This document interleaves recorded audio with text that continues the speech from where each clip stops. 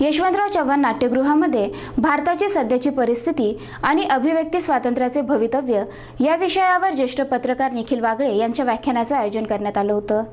यशवंतराव चव्हाण नाट्यगृह येथे anti establishment social फोरमच्या वतीने भारतातील सध्याची स्थिती आणि अभिव्यक्ती स्वातंत्र्याचे भवितव्य या विषयावर ज्येष्ठ पत्रकार निखिल वागळे यांच्या व्याख्यानाचे आयोजन करण्यात आले होते। यावेळी निखिल वागळे यांनी निवडणुकीपूर्वी दिलेले आश्वासनं पूर्ण करण्यात सरकार कदाचित अपयशी ठरू शकते हे आम्ही मान्य करू, परंतु आम्ही काय खावे, काय प्यावे, काय पाहावे यावर बंदी आणली जात आहे। ही अभिव्यक्ती स्वातंत्र्यावरील बंदी असून यातून लोकशाहीचा गळा घोटला जात आहे। ही अघोषित आणीबाणीच आहे असं मत ज्येष्ठ पत्रकार निखिल वागळे यांनी व्यक्त केलं। याचबरोबर महाराष्ट्रातील पोलीस पानसरे दाभोळकर यांचे हत्यारे पकडू शकत नाही कारण सरकारने त्यांना गुन्हेगार पकडण्याचे आदेश दिले नाही। देशात 12,000 शेतकरी आत्महत्या करतात, मात्र सरकार 5,000 शेतकऱ्यांनी आत्महत्या केल्याचं सांगत आहे, असंही मत ज्येष्ठ पत्रकार निखिल वागळे यांनी व्यक्त केलं।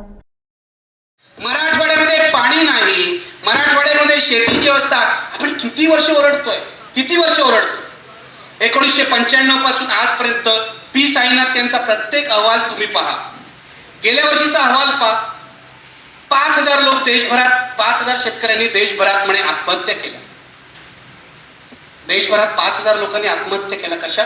एवढेच लोक का? आणि त्याच्यातले अर्धे महाराष्ट्रातले, 45% जवळजवळ महाराष्ट्रातले। हा आकडा कमी का झाला? तर सरकारची जी संस्था आहे नॅशनल क्राईम रेकॉर्ड ब्युरो यांनी लबाडी अशी केली की शेतमजुरांच्या आत्महत्या यावर्षी याच्यात पकडल्याच नाही। 5,000 शेतकऱ्यांनी आत्महत्या केल्या आणि 7,000 शेतमजुरांनी आत्महत्या केल्या। एकूण शेतीशी संबंधित आत्महत्या 12,000 झाला, पण आमचं सरकार दाखवतं 5,000। हीच लपवाछपी सगळीकडे चालली, हीच लपवाछपी। 26 जूनला गेल्या महिन्यामध्ये या देशावर लादलेल्या आणीबाणीला 40 वर्ष पूर्ण झाली। त्यामुळे आणीबाणीविषयी सगळ्यांनी चर्चा केली। जे विचार स्वातंत्र्याचे पुरस्कर्ते आहेत ते सगळे आणीबाणीच्या विरोधात होते। आम्ही तरुण होतो, कॉलेजात होतो, आणीबाणीच्या विरोधात आम्ही सगळ्यांनी काम केलं होतं। आमच्यापैकी काही जण तुरुंगामध्ये गेले होते। या सगळ्या आठवणी माझ्या त्यावेळेला ताज्या झाल्या। पण आजची परिस्थिती पाहिली तर मला असं वाटतं की या देशामध्ये एक अघोषित आणीबाणी गेल्या काही वर्षांपासून लागू झालेली आहे आणि गेल्या दीड वर्षाच्या काळामध्ये ती अधिक तीव्र झाली आहे, त्याची पकड तीव्र होती आहे। अघोषित आणीबाणी। आता जे दिल्लीमध्ये सरकार आहे त्या सरकारला इंदिरा गांधींप्रमाणे घटना दुरुस्ती करून किंवा काहीही करून आणीबाणी लागूच करायची गरज नाही। अधिकृत आणीबाणी लागूच करायची गरज नाही।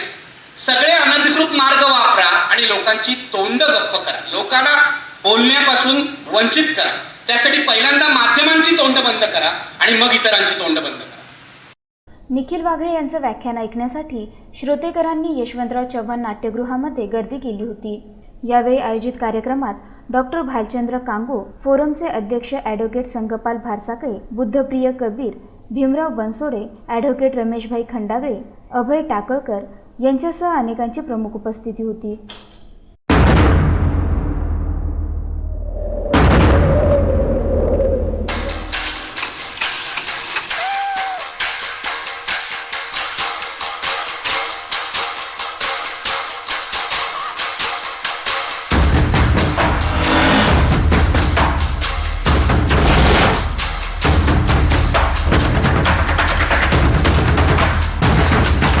Seconds.